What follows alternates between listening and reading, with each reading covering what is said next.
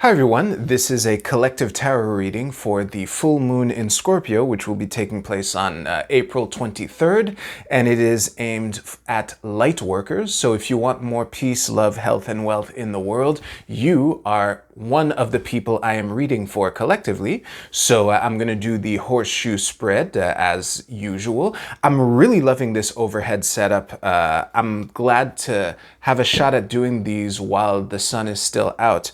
But anyway, let's get right to it. I'm going to cut the deck.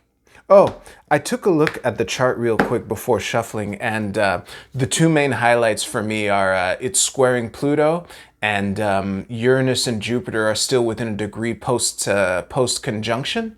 So I'm sensing some opportunities to find out what eclipse season meant to each and every one of us, you know what I mean? So anyway, in the past, we have the Ten of Swords. You can't make this up. Again, I don't want to read into it too quickly. We're one card into a 7-card reading. In the present, we have the Sun. Very fitting. Known factors is the Six of Cups, okay? We collectively are the Knight of Coins, okay? Unknown factors, Six of Wands reversed. Advice card is the Eight of Wands. And potential outcome is Death. And the Knight of Wands is at the bottom of the deck. Very interesting mix of energies. So I'm going to stare at these. I'm going to set them up in the frame really nice. So I'll see you right now. All right, before I get into the tarot reading, I forgot to mention the oracle cards that I have to the side here. After I'm done telling you what this message is, you can choose which one, two, or all three resonate with you the most, and we'll cover that after the tarot reading. Now, as far as this reading goes, this is a really interesting mix of energies. Like I said, I'm honestly not sure how long I'm going to speak.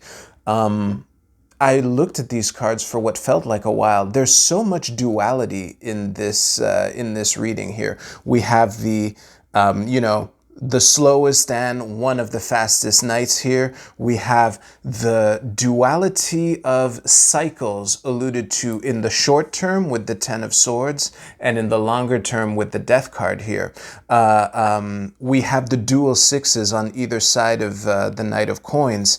It's the duality that is, permeating this entire reading can take many forms. And the one that's jumping out to me is, okay, there are two actually. There's one of figuring out which things from the past you want to take into the future and what you want, like sifting what is to be preserved from the good old days and what is not. And also the notion of speed, of taking it slow and steady versus pouncing on opportunity, which we will get to. Well, actually, I'll mention this too because it ties into yet another duality with the Sun being the other its counterpart, like spread-wise. You get what I mean. The way that this plays in is first of all, we're heading into May. The gnarly month of April is for the most part behind us. There's a bit of it left. Mercury's going to station direct soon, all that great stuff. May is looking like just an awesome month, right? But there's also a message of clarity in the Sun, which, it illuminates the day. Without it, we wouldn't be able to see. And how this plays in here is that, yes, we are being invited to continue to play it slow and steady, to continue to put one foot in front of the other steadily towards the long-term vision that we want to go, the long-term death and rebirth that we want to envision, because the opportunity is there for everyone. That's part of why I'm doing this. But at the same time, what can become clear to you is opportunities to do what you are uniquely positioned to do. The metaphor that I came up with in regards to how this fits in, it's more like, given the nature of what I do, the content creation filter is a good one to use. There's the daily grind or weekly grind or whatever, engine that you use, that you just post videos on some kind of regular basis. Whether one particular video succeeds or not is irrelevant. What matters is that you keep posting on some kind of regular basis so that the people who are faithful to you, you know, have something reliable to come back to, versus the one video that goes viral. And it is through, you know, getting the reps in. Now I'm switching to gym, which is a metaphor that I prefer, but there's no shortcut going viral for the gym. That's why I use content creation. But anyway, yeah, it is by getting the reps in that you can figure out what the actual situation that is perfect for you to strike for. That's how it can become clear to you, basically. I forgot what the first half of the sentence was, so hopefully that bit was clear. And again, the Six of Coins, the Six of Wands reversed here is, this is another we'll get to Disneyland meme you know, it might not be apparent, but this, whatever this dramatic ending is, and there are a couple things that it could potentially mean, depending on what issue is most important to you now. I think we all have a Ten of Swords to look back on that we wish we didn't have to deal with the consequences of, but that we are bearing the lessons of, you know, hopefully. Wow, where was I going with this? Oh yeah, that whatever that is, that there is a way that this fits towards the broader vision, basically. And it's on us to keep another duality that I almost forgot to mention is that these two knights are facing opposite directions. It's kind of silly that I haven't mentioned it by now. This also plays into the what from the past, because yeah, nostalgia does feel like a daring adventure, you know?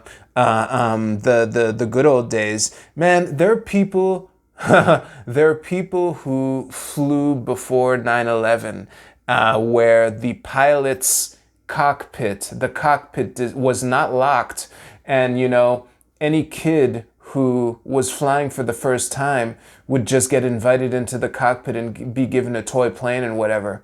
And not that long before that, we could smoke on planes, you know? So anyway, nostalgia is looking like a daring adventure at this point. And sometimes, you know, we got bills to pay, we got XYZ crisis to deal with. That duality is very real. And it is in that by diligently putting one foot in front of the other and doing what is yours to do while keeping the long term, you know, just get the reps in and keep showing up at the gym,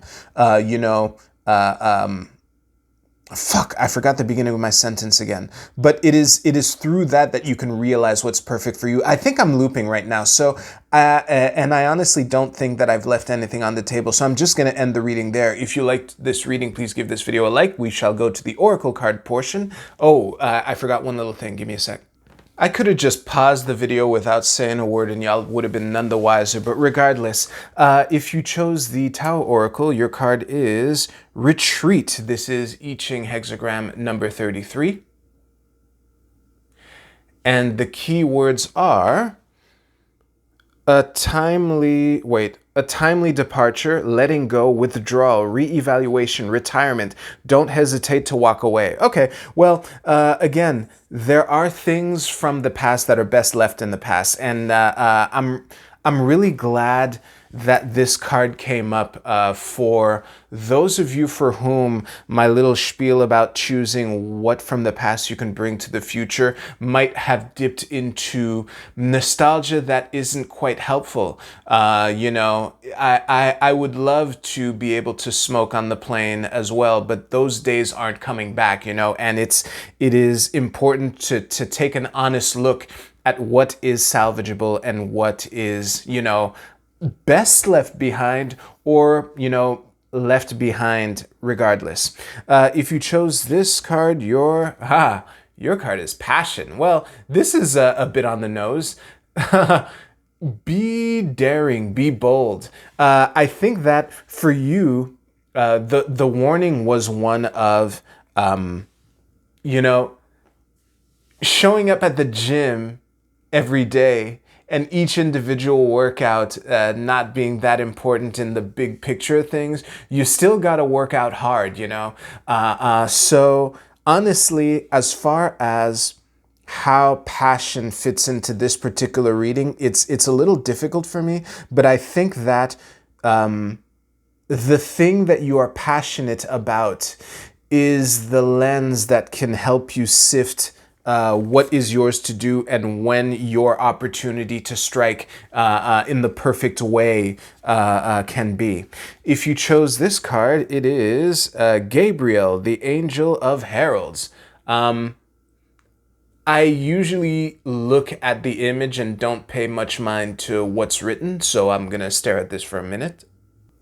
Okay, in all honesty, it took me a while to figure out what this card adds to the reading, but once it's snapped, it's actually crystal clear. Make sure that you focus on what's important versus focusing on what you would rather have be important. Basically, you're being invited to focus on the message, focus on the cause, focus on the big why, and to make sure that that is kept preciously within your focus, so that you can use it to line everything else up, no matter what things you get wrapped up in, yeah.